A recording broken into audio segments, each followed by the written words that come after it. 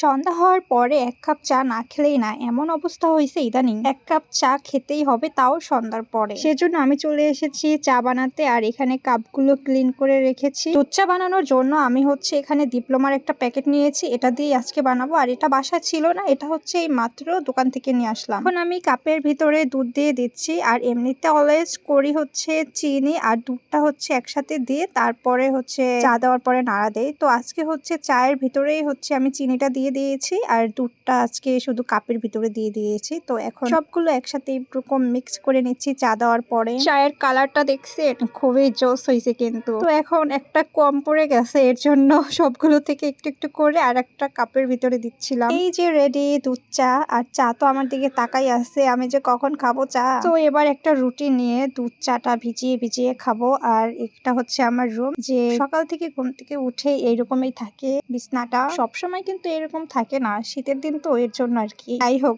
ওইটা ইগনোর করেন। আমি চা খাচ্ছি রুটি দিয়ে ভিজিয়ে ভিজিয়ে, সেটা দেখেন। আপনাদের কার কার পছন্দ চা রুটি? সত্যি জানেন, চাটা খাওয়ার পরে এত সুন্দর একটা রিফ্রেশিং লাগছে, খুবই ভালো লাগছে।